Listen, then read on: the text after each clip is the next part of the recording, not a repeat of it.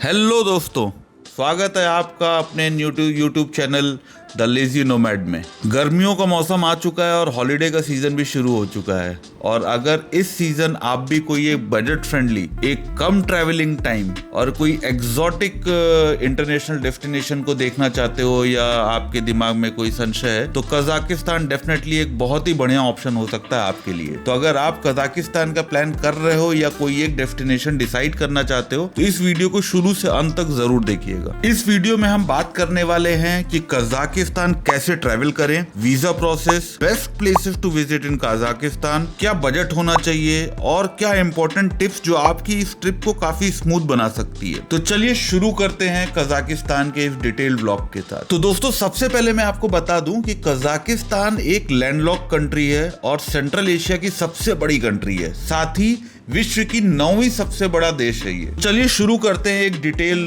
Tutorial पे या detail travel guide पे। तो सबसे पहले हम आते हैं वीजा प्रोसेस पे। कजाकिस्तान का वीजा इंडियन ट्रैवलर्स के लिए काफी स्ट्रेट फॉरवर्ड है। इतना स्ट्रेट फॉरवर्ड कि ना तो कोई फॉर्म फिल करना होता है और ना ही कोई फी देनी होती है। बस झोला उठाओ इंडिया से और निकल जाओ, just like your domestic travel. Immigration के लिए भी आपको यही डॉक्यूमेंट चाहिए जो मैं आपको बताने वाला हूँ, जिसमें पहला हो गया वैलिड पासपोर्ट, जिसमें 6 महीने की वैलिडिटी होनी चाहिए। होटल बुकिंग कंफर्मेशन, ये शायद आपसे मांग सकते हैं या नहीं भी मांग सकते। और लास्टली एक रिटर्न फ्लाइट टिकट। ये तीनों ही डॉक्यूमेंट्स के बाद आपका सारा काम कंप्लीट हो जाता है और आप कर सकते हैं सलामत सिजबा, बोले तो हेलो इन कजाकिस्तान। तो आते हैं अब अगले पड़ाव पे। अब आते हैं कि इंडिया से कजाकिस्तान पहुंचे कैसे। तो इसमें जो पहुंचने का एक ही तरीका है, लैंडलॉक कंट्री है तो वो है फ्लाइट। इंडिया से कजाकिस्तान पहुंचने के लिए आपके पास दिल्ली से 2 ऑप्शन है। पहली तो इंडिगो की फ्लाइट और दूसरी एयर अस्ताना।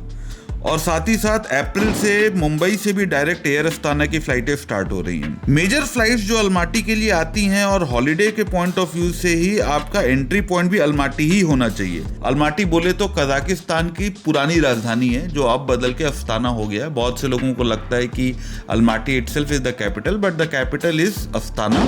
और Almaty holiday point of view के लिए आप बोल सकते हो कि अलमाटी ही बेस्ट प्लेस है जहां पे आपको अराइव होना चाहिए। और उसके लिए मैंने आपको बताया दिल्ली और मुंबई दोनों जगह से डायरेक्ट फ्लाइट की कनेक्टिविटी है। दिल्ली से अलमाटी के लिए आपको 14,000 रुपए से लेके 33,000 रुपए के बीच में फ्लाइट्स मिलेंगी। कभी कभी ये 14,000 तक भी रिटर्न फ्लाइट आ जाती है और कभी कभी आप देखोगे तो ये 33,000 पे। ये पूरा डिमांड और सप्लाई का पूरा गेम है इसमें। तो अकॉर्डिंगली आपको फ्लाइट चूज करनी है अपने ट्रैवल के हिसाब से और फिर आपको बाकी की प्लानिंग आगे कर सकते हैं। हमारे फरवरी के टूर के लिए हमने इंडिगो का जो रिटर्न टिकट था वो 16,000 में लिया।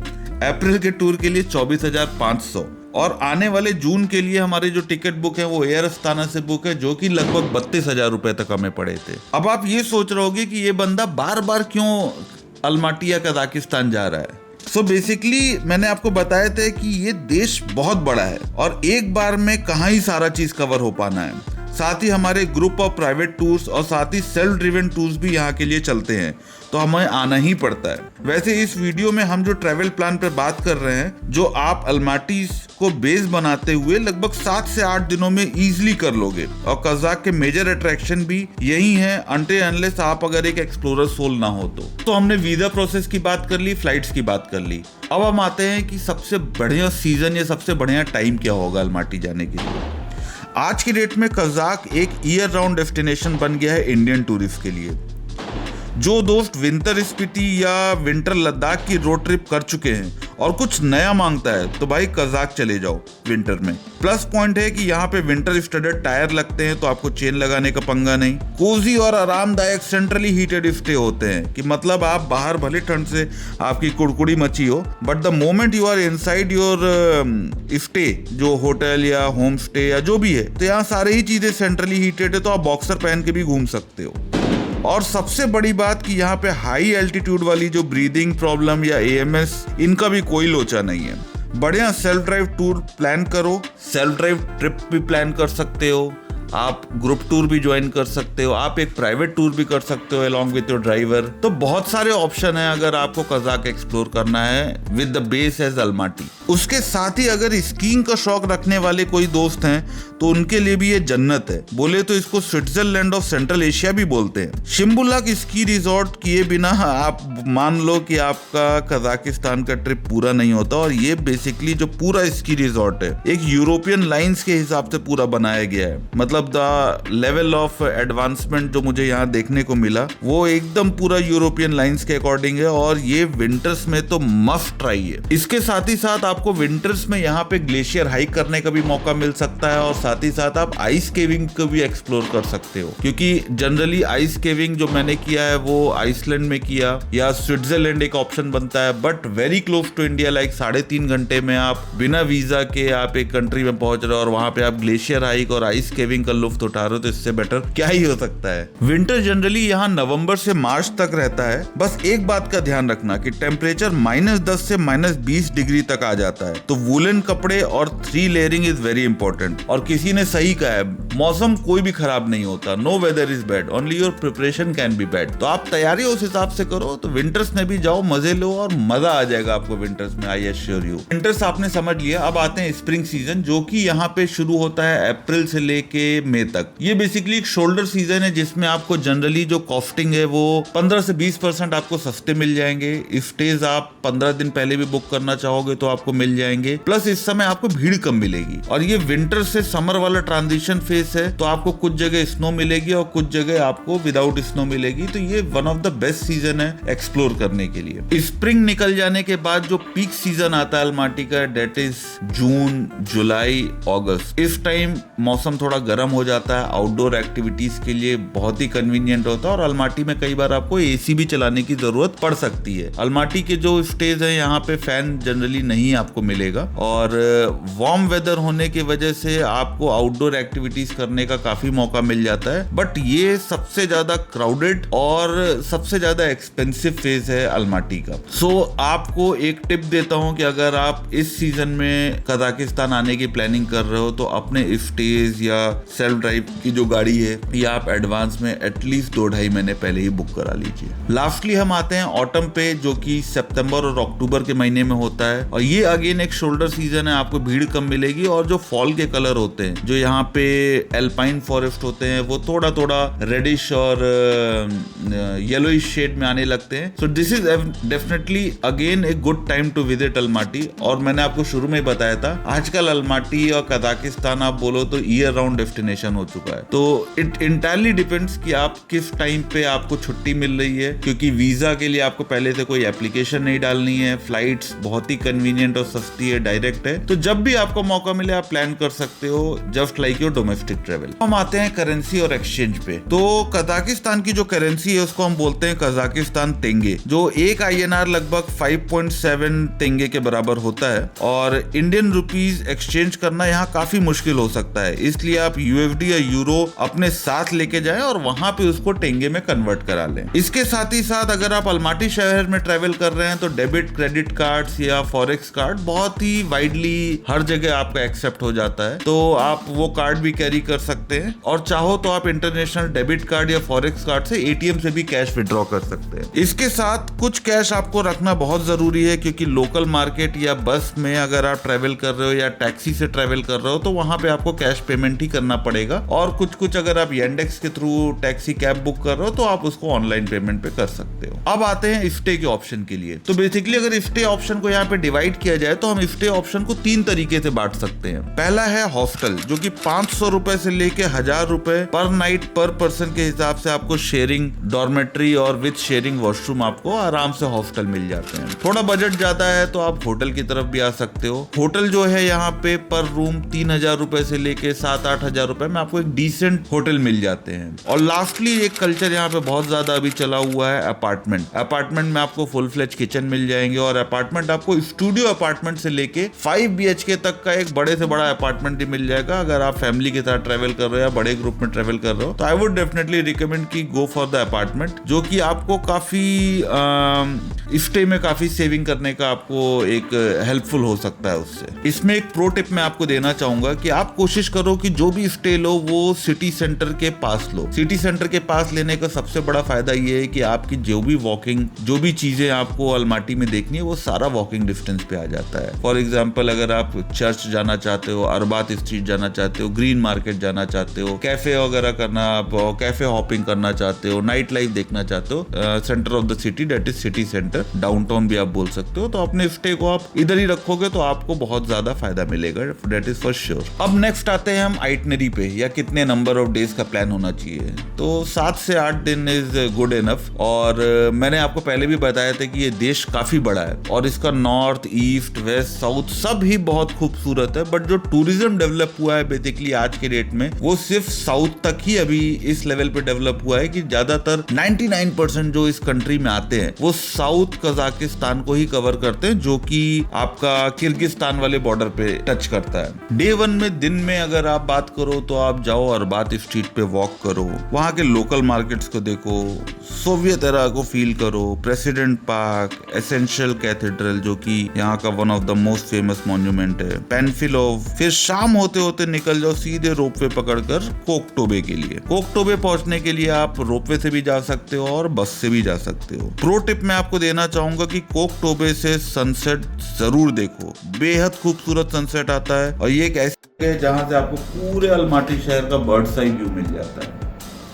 सो डे 1 के बाद हम आते हैं डे 2 पे। इस दिन आप सुबह 8 बजे निकल जाओ। 8 बजे क्यों निकलो, 8 साढ़े 8 तक भी निकल सकते हो, क्योंकि इस दिन आपको जाना है शिम्बोलॉक स्की रिजॉर्ट। और शिम्बोलॉक स्की रिजॉर्ट पहुंचने के लिए आपको सिटी सेंटर से लगभग 45 मिनट का समय लगेगा और आप यहाँ येंडेक्स कैब से भी जा सकते हो और चाहो तो आप बस भी ले सकते हो। बस भी आपको आराम से शिम्बोलॉक स्की रिजॉर्ट तक पहुंचा देती है। 8:30 बजे निकलने के लिए मैंने आपको इसलिए बोला है क्योंकि यहाँ पे क्यू लंबी हो जाती है और कतार में लगने का कोई मतलब नहीं है। आप जल्दी जाओ, कतार से आगे पहुंच जाओगे और 3 फेस की रोपवे है, तीनों फेस कवर करके आप आराम से वहां घूमो टहलो। अगर आपको स्कीइंग पसंद है तो स्कीइंग जरूर करो, मजा आ जाएगा। रेंटल पे आपको स्कीइंग भी यहाँ पे अवेलेबल है। ये सारा चीज करते करते और साथ ही साथ यहीं बाजू में सिचुएटेड है मेदुआ की आइस स्केटिंग रिंक, जो भी आप देख लेना। और साथ में दोपहर होते होते आप वापस आ जाओ। तो दूसरे दिन शिम्बोलक और मेदुआ स्की रिंक को कवर करते करते आपको दोपहर हो जानी है और दोपहर होते होते फिर आप वापस सिटी की तरफ आ जाओ, लंच करो और लंच करने के बाद सीधे निकल जाओ। पूरे कजाकिस्तान का सबसे बड़ा मार्केट है और ये मैं आपको बता दूं कि ये 6 बजे तक बंद हो जाता है। इसीलिए मैंने आपको बोला कि दोपहर होते होते आप लंच के बाद सीधे ग्रीन बाजार चले जाओ। 6 बजे तक आपका ग्रीन बाजार बंद हो जाएगा। 6 बजे के बाद 1-2 घंटे आप वापस इस अरबात स्ट्रीट वगैरह वगैरह एक्सप्लोर करो और खाना पीना खा के, क्योंकि आपको अलमाटी में इंडियन रेस्टोरेंट बहुत सारे मिल जाएंगे, तो आपको खाने पीने की भी कोई दिक्कत नहीं आनी है। तो भाई ये हो गया जो डे 1 और डे 2 में अलमाटी आने वाले लगभग सभी लोग करते हैं। अब यहाँ से शुरू होती है लेजी नोमैड वाली कहानी, क्योंकि मुझे पर्सनली डे ट्रिप्स पसंद नहीं है कि आप 12 घंटे सफर करके जाओ सिर्फ 3 घंटे की साइट सीन के लिए। और more than 95% of the people या टूरिस्ट जो यहाँ आते हैं वो यही करते हैं कि डे ट्रिप पे चैरन कैनियन, कोलसाई लेक, कैंडी लेक ये करके रात तक वापस आ जाते हैं। इसके लिए सुबह निकलते हैं 5 से 6 बजे और वापस आते आते 9-10 बज जाता है। 12 घंटे की ट्रैवलिंग होती है और 3 घंटे की साइट सीन होती है और पूरी तरीके से आप बोल सकते हो टाइम टेबल वाला पूरा शेड्यूल हो जाता है। ये फोटो खींचने की जगह यहाँ फोटो खिंचाओ, यहाँ ये, और इतने बजे तक वापस बस में पहुंच जाओ। So this is not the way to travel अगर आप मेरे से सजेशन पूछोगे तो अब हम आते हैं मोस्ट इंपोर्टेंट पार्ट कि यहाँ से जब हम अब वीराने की तरफ निकलेंगे और अलमाटी पहुंचेंगे ठीक 5 दिन बाद, तो यहाँ से आप वीडियो जरूर देखना है, क्योंकि ये सारी सबसे इंटरेस्टिंग पॉइंट है जो शायद आपको किसी व्लॉग में शायद ही देखने को मिले। सो दोस्तों आ जाते हैं डे 3 पे और यहाँ समय आता है अलमाटी शहर को अलविदा कहने का। और मेरे सजेशन में आप 9 बजे सुबह निकल जाओ अलमाटी शहर से और सीधे मैप पे डाल दो बाशी गांव, बाशी विलेज, जो कि बेस है एटेल एमएल नेशनल पार्क का। बाशी में आपको लंच करने के 2-4 ऑप्शन मिल जाएंगे। वहां पे आप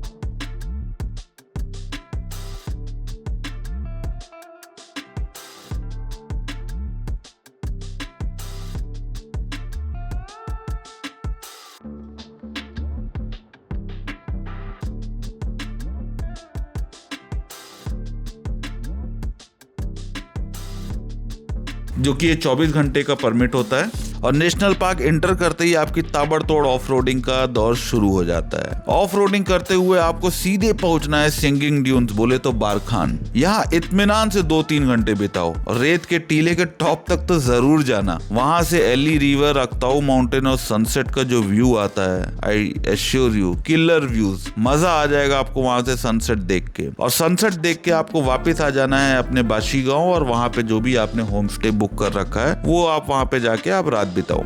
इसमें भी मैं आपको एक प्रो टिप देता हूं कि मेक श्योर कि आप जब भी एल्टेन नेशनल पार्क का प्लान कर रहे हो तो आपके पास एडवांस बुकिंग होनी चाहिए, क्योंकि यहाँ पे stay options are very limited. इसके साथ ही साथ आपके पास 4x4 SUV होना अनिवार्य है, कंपलसरी है। कंपलसरी मतलब नेशनल पार्क या गवर्नमेंट नहीं बोलती है, बट अगर आपको एक्चुअल फन करना है और आपको अनसीन प्लेसेस देखने हैं तो 4x4 will be a saver for you. इसके साथ ही एक चीज मैं आपको और सजेस्ट करूंगा कि जब भी आप ऐसे एक्सट्रीम लोकेशन पे आओ, 2 से 3 गाड़ी का, मिनिमम 2 गाड़ी का तो कॉन्वॉय लेके चलो, क्योंकि कल को अगर कोई ब्रेकडाउन होता है तो you have an additional vehicle to pull you out from there. और एल्स आप शाम तक आपको अगर कहीं प्रॉब्लम होती है तो एक गाड़ी से आप दूसरी गाड़ी में शिफ्ट होके एटलीस्ट रात तक आप पहुंच तो सकते हो अपने बेस तक। क्योंकि अगर आप विंटर में यहाँ पे हो तो आप मान के चलो कि आप ही एक इकलौते रहोगे, या मुश्किल से 1-2 टूरिस्ट, 4 टूरिस्ट और मिल जाएंगे, तो कोई ब्रेकडाउन होगा तो there is no help nearby. तो आपके पास 2 गाड़ी का कॉन्वॉय होने से थोड़ा इजी हो जाता है, कॉन्फिडेंस लेवल हाई रहता है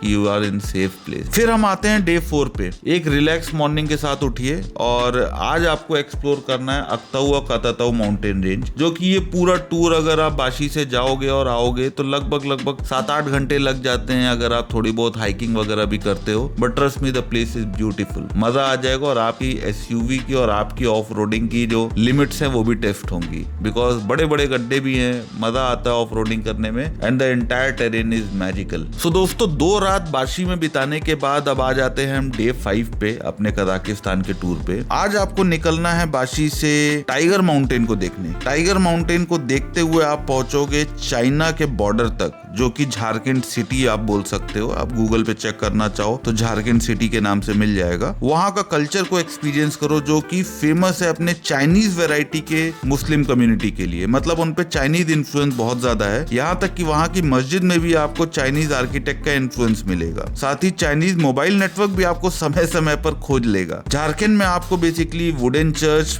मस्जिद और मार्केट, ये 2-3 चीजें विजिट करनी है। उसके बाद आपको वहाँ पे लंच करना है और वहां से सीधे आप निकल जाओ चुनजा गांव। शॉन्जी भी बोलते हैं, शॉन्जी इज द मेन प्लेस, लेकिन वहां से अगेन आपको 30-40 किलोमीटर आगे जाना पड़ता है चुनजा। चुनजा क्यों जाना है? बेसिकली वहां पे आपको नेचुरल हॉट स्प्रिंग के कई सारे स्रोत हैं और इनको चैनलाइज किया गया बड़े बड़े रिजॉर्ट्स में। मतलब रिजॉर्ट्स के स्विमिंग पूल जो है वो सारे हॉट स्प्रिंग सल्फर वाटर से इनेबल्ड है। और अगर आप विंटर में जा रहे हो तो इमेजिन करो ऊपर से बर्फ गिर रही है और नीचे से भाप उड़ रही है और आप बीच में नहा रहे हो। एक अलग ही लेवल का मजा है, मजा आ जाएगा। ये ना के बराबर कजाकिस्तान आने वाले करते हैं, but this is the place not to be miss. Day 5 आप चुनजा में पहुंच के मस्त आप चिल करो हॉट स्प्रिंग में और आपका डे 5 यहाँ पे खत्म हो जाता है। अब आ जाते हैं हम डे 6 पे, जिसमें आपको चुनजा से निकलना है और रात तक पहुंचना है सैटी गांव। सैटी गांव बेस है कोलसाई और कैंडी लेक का, लेकिन सैटी आप डायरेक्ट नहीं जाओगे। सैटी पहुंचने के लिए आप 2-3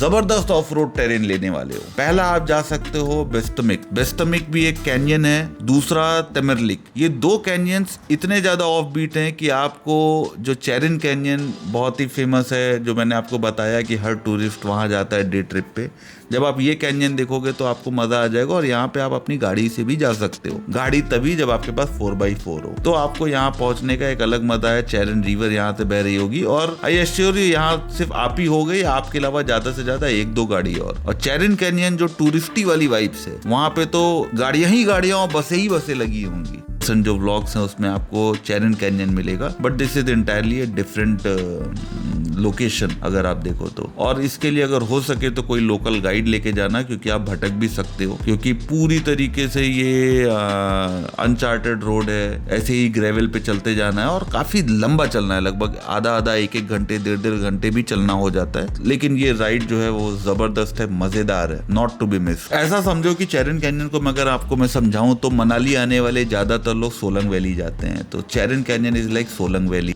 और बेस्टमिक और तेमरलिक is like सेठन।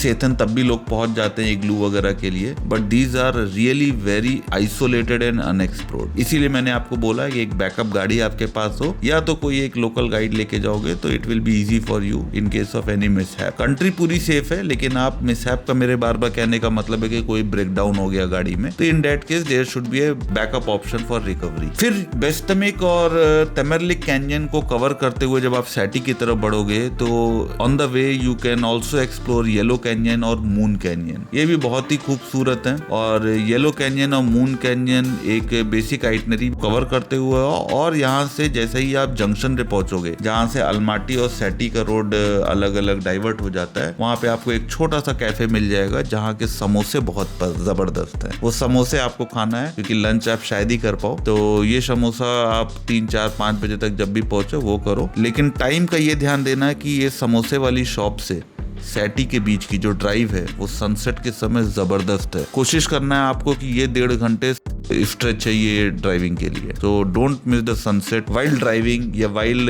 Covering this journey इस कैफे से लेके सैटी तक। दोस्तों अब आते हैं डे 7 पे। डे 6 की रात आप रुके थे सैटी पे, जो कि बेस है कोलसाई और कैंडी लेक का। कोलसाई लेक 3 पार्ट में डिवाइडेड है, कोलसाई 1, कोलसाई 2, कोलसाई 3। कोलसाई 1 तक आपकी गाड़ी पहुंच जाएगी। कोलसाई 2 आपको लगभग 8 किलोमीटर का ट्रैक करना पड़ता है, पैदल भी जा सकते हो, घोड़े से भी जा सकते हो, एंड देन अगेन वहां से 5 किलोमीटर और ऊपर आप जाओगे तो कोलसाई 2 पहुंच जाओगे। डे 7 की शुरुआत आप ऐसे करो कि पहले आप जाओ कोलसाई लेक ब्रेकफास्ट के बाद आप निकल जाओ कोलसाई। माने ट्रैक करने का तो कोलसाई लेक का पूरा चक्कर काट सकते हो, फोटो वोटो खिंचाओ, वहाँ पे बहुत जगह फोटो पॉइंट्स है, वहाँ पे लोकल फोटोग्राफर्स भी हैं, ड्रोन शॉट भी आपके ले लेंगे। फिर वो सारा चीज कवर करने के बाद आपको लंच तक आ जाना है वापिस सैटी। 12 बजे आप लंच करो, और लंच करने के बाद अगेन आपकी 4x4 यहाँ पे काम आएगी कि आपको कोई लोकल ट्रांसपोर्टेशन की वहाँ पे जरूरत नहीं पड़ेगी या ट्रैक करने की जरूरत नहीं पड़ेगी। आप 4x4 को ऑफ रोडिंग करते हुए right up to the parking place of Kaindy Lake तक पहुंच सकते हो। कैंडी लेक के बारे में अगर आपको डिटेल्ड इन सब के बारे में आपको व्लॉग में मिल जाएगा आगे, जब हम आगे इसके व्लॉग अपलोड करेंगे तो कैंडी लेक का आपको पूरा डिटेल व्लॉग मिल जाएगा। और यहाँ आने का जो रास्ता है डेट इज मजेदार है, बोल सकते हो कि ऑफ रोडिंग इस लेवल की है। बर्फीले रास्ते अगर आप विंटर में आ रहे हो, कीचड़ भरे रास्ते अगर आप स्प्रिंग में आ रहे हो, तो बहुत ही फन है। अगेन यहाँ पे 2 गाड़ी होगी तो रेस्क्यू करने में इजी हो जाएगा। हमारी गाड़ी भी फंस गई थी तो हमने दूसरी गाड़ी से खींचा, फिर दूसरी फंस गई तो पहली गाड़ी से खींचा। इसीलिए मैं आपको बार बार बोल रहा हूँ कि जब भी आप यहाँ प्लान करो तो कोशिश करो कि 2 से 3 गाड़ी का कॉन्वॉय रहे, मिनिमम 2 रहे तो भी चलेगा। ये सारा चीज करते करते आपको शाम हो जाएगी, लगभग 4 बज जाएंगे, और यहाँ से 4 घंटे में आप नॉन स्टॉप ड्राइव करके आप 8 बजे तक लगभग अलमाटी शहर पहुंच जाओगे। और 5 दिन का ये जो एक ऑफ रोडिंग ट्रिप है जो कि लोग 1 दिन में कराते हैं, वो बेसिकली कोलसाई, कैंडी एंड वो, I will never suggest you to do that. आप आए हो इतना दूर तो एटलीस्ट 5 दिन वीरानिये में और स्टेपीज और कजाकिस्तान का जो एक्चुअल चीजें हैं, क्योंकि अलमाटी बेसिकली एकदम आपको यूरोपियन वाइब्स देगा, but the true central Asia terrain जहाँ पे आप बोल सकते हो यर्ट्स होते हैं, हॉर्सेस आपको वाइल्डरनेस में दिखेंगे, वो सारा चीज देखना है तो आपको थोड़ा डीप जाना ही पड़ेगा। और इसका मजा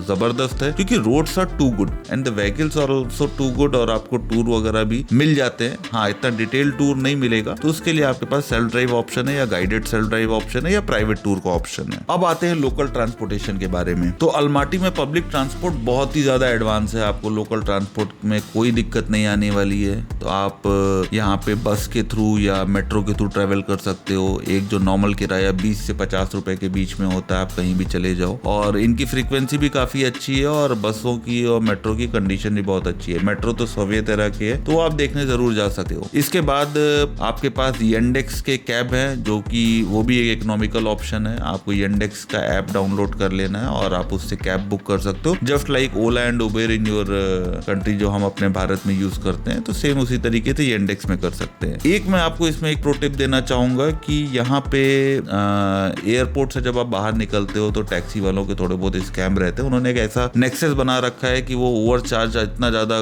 कोट करेंगे कि आपको नेगोशिएट करना ही पड़ेगा वहां पे। तो वो थोड़ा आप नेगोशिएट करो, या तो येंडेक्स इसको आप ऐप बुक करो, थोड़ा समय लगेगा लेकिन that will be the genuine fare. और एल्स जहाँ पे आप रुक रहे हो, ask them to pick you up from the airport to arrange a pickup service, क्योंकि ये एक टैक्सी का लोचा एयरपोर्ट पे रहता ही रहता है। और लास्ट आता है ट्रांसपोर्टेशन में self drive car rental. Self drive car rental आपको सेडान और हैचबैक आपको 4-5 हजार रुपए में मिल जाएगी, जो कि विथ किलोमीटर लिमिट। लेकिन अगर आप आउट स्टेशन जा रहे हो तो I suggest you go for a 4x4। 4x4 generally महंगी है बाकी कंट्री के हिसाब से अगर देखो तो, बाकी चीजों के हिसाब से अगर देखो तो 4x4 आपको 7-8 हजार रुपए से ग्रैंड विटारा से डस्टर 5-6 हजार में भी मिल जाती है सीजन टू सीजन से लेके it goes up to land cruiser, Mercedes, Defender, हर तरीके की गाड़ी अवेलेबल है। डिपेंड अपॉन योर बजट आप कोई भी सेल्फ ड्राइव रेंटल आप ले सकते हो। बहुत सारी सेल्फ ड्राइविंग रेंटल कंपनियां भी यहाँ पे है, ओवरसीज एविस वगैरह भी है और लोकल भी है, तो you can choose as per your own requirement. Food की अगर बात करें तो कजाक में बेसिकली नॉन वेज ही चलता है, लेकिन वेजिटेरियन ऑप्शन भी अवेलेबल है। आप अल्माटी में हो तो आपको कोई दिक्कत नहीं, इंडियन खाना भी मिलेगा और वेजिटेरियन, नॉन वेजिटेरियन हर तरीके का। बट जब आप अल्माटी से बाहर निकलते हो, जो भी हमने आपको 5 दिन का टूर बताया था, उसमें वेजिटेरियन जो ऑप्शन मिलेगा वो आपको इंडियन फूड नहीं मिलेगा। So either you can carry your ready to eat meals वगैरह, तो आप उसको कुक कर सकते हो, या फ्रूट सैलेड इन सब पे डिपेंडेंट रह सकते हो। तो वी जनरली प्रेफर कि हम ऐसा स्टे बुक करें जहाँ पे किचन मिल जाए and we cook our own meals if we are vegetarian. यहाँ का जो अगर लोकल डिश की बात करो तो बिश बर्माक जो कि ट्रेडिशनल कजाक डिश होती है लैम्प और नूडल्स की, उसके बाद शाशलिक ग्रिल्ड मीट स्क्यूअर्स बोल सकते हैं, बोरसाक जो कि फ्राइड डफ स्नैक होता है, और वेजिटेरियन ऑप्शंस में प्लोव बोलते हैं जो कि राइस डिश, हमारे यहाँ पुलाव बोलते हैं या प्लोव बोलते हैं, और सैलेड और इंटरनेशनल क्विजीन ये सब आपको थोड़ा बहुत मिल जाता है। तो फाइनली अब हम आ जाते हैं बजट पे, जो कि बहुत बड़ा एक रोल प्ले करता है। तो फ्लाइट का मैंने आपको बताया 15,000-14,000 से लेके आपको 30-32 हजार रुपए तक की आपको फ्लाइट मिल जाएगी। स्टे भी मैंने आपको बताया, अगर आपका हॉस्टल का बजट है तो 500 रुपए से लेके 800 रुपए तक, 1000 रुपए तक आपको बढ़िया डॉर्मेट्री में sharing bed with sharing washroom मिल जाता है। होटल का जो रेंज है वो 3,000 रुपए से लेके 7-8 हजार रुपए तक जाता है, और लास्ट होता है स्टूडियो अपार्टमेंट से लेके 4 BHK 5 BHK depending upon your group size. वो भी आपको अगर अलग अलग जितनी घी जितना शक्कर डालोगे आपको वैसी मिठास मिलेगी। एक जनरली 6 से 7 लोगों का अगर आप 3 BHK अपार्टमेंट करोगे तो आपको 15-1 हजार रुपए में एक डिसेंट मिल जाता है। तो ओवरऑल अगर बजट की बात की जाए तो ये बजट आप आराम से फ्लाइट के अलावा अगर बात करोगे, क्योंकि फ्लाइट बहुत ज्यादा फ्लक्चुएट करता है, तो फ्लाइट के अलावा आप 50,000 से लेके 70-80 हजार रुपए डिपेंडिंग अपॉन योर चॉइसेस, आप कौन सी गाड़ी बुक कर रहे हो, में कंफर्टेबली किया जा सकता है। हमारे जो टूर चलते हैं उसकी जो प्राइसिंग हमने रखी है वो सीजन के लिए रहती है 69,000 रुपीज, जिसमें ये 7 दिन का पूरा टूर रहता है जो अभी मैंने आपको बताया पर पर्सन। ये ग्रुप टूर होते हैं और ये सारे SUV से ही कराए जाते हैं। पहले 2 दिन सिटी टूर, उसके बाद 5 दिन का पूरा ऑफ रोडिंग ट्रिप आप बोल सकते हो कि जो बाहर रहता है। तो we charge approx 69,000 rupees per person for this group tour. Lastly मैं आपको कुछ ट्रैवल टिप देना चाहता हूँ। यहाँ आने से पहले Yandex Go का ऐप डाउनलोड कर लीजिए, एक ट्रांसलेटर गूगल का या कोई भी ट्रांसलेटर डाउनलोड कर लीजिए जो ऑफलाइन ऑनलाइन दोनों में काम करे, जो कि रशियन लैंग्वेज में आपकी लोकल भाषा को कन्वर्ट कर सके। तीसरा, आप यहाँ पे एक लोकल सिम ले सकते हो, या तो अपने नॉर्मल सिम को भी रोमिंग एक्टिवेट करा सकते हो, या आप दोनों भी रख सकते हो। चौथा जो मैंने आपको बताया, टैक्सी वालों से थोड़ा सा आपको बेवेयर रहना है एट द एयरपोर्ट अराइवल, क्योंकि वो वहाँ पे एक नेक्सस उन्होंने एक ऐसा बना रखा है। और फॉरेक्स कार्ड अगर आप ले सकते हो तो फॉरेक्स कार्ड एक लेके रख लो। और वेदर कंसिडरेशन आपको ध्यान देखना होगा कि वेदर जो होता है विंटर्स में -20 डिग्री तक जाता है, तो उसी हिसाब से आपको क्लोथिंग रखनी है। समर्स में it is easy to go, like काफी मॉडरेट टेम्परेचर हो जाता है, तो वो कोई इशू नहीं है। तो दोस्तों ये था एक कंप्लीट कजाक का गाइड, जो कि आपको शायद बहुत कम ही देखने को मिले। तो अगर आपको ये वीडियो पसंद आती है, आपको लगता है कि ये जो एफर्ट हमने, तो इस चैनल को आप लाइक और सब्सक्राइब कर सकते हो, और चाहो तो इसको फिर आगे शेयर भी कर सकते हो अपने दोस्तों के साथ कि कजाक को इस तरीके से भी घूमा जा सकता है। इसके बाद अगर आपको कोई भी कंफ्यूजन है, कोई भी क्वेरी है, तो आप कमेंट्स में लिख सकते हो, या तो इंस्टाग्राम पे आप मुझे सीधे मैसेज डाल सकते हो। और अगर आप भी हमारे हमारे टूर को ज्वाइन करना चाहते हो तो 7880078999 पे आप हमसे कांटेक्ट कर सकते हो फॉर द टूर इंक्वायरी। आप प्राइवेट टूर करना चाहते हो तो we can arrange a private tour for you. अगर आप ग्रुप टूर में ज्वाइन करना चाहते हो तो we have fixed departures also on many dates, तो आप वो भी ज्वाइन कर सकते हो। It entirely depends on you. अगर आप खुद से एक्सप्लोर करना चाहते हो तो जो मैंने आपको इन्फॉर्मेशन दी थी, दीज आर प्रेटी सफिशिएंट कि आप प्लानिंग अपनी एक बेसिक लेवल की आप प्लानिंग, इससे आपको काफी हेल्पफुल हो जाएगा। तो फिर दोस्तों मिलते हैं नेक्स्ट एडवेंचर पे। तब तक के लिए घूमते रहिए, मस्त रहिए और सोशल मीडिया से नेगेटिविटी से दूर रहिए और पॉजिटिविटी पे सोशल मीडिया पे फोकस करिए।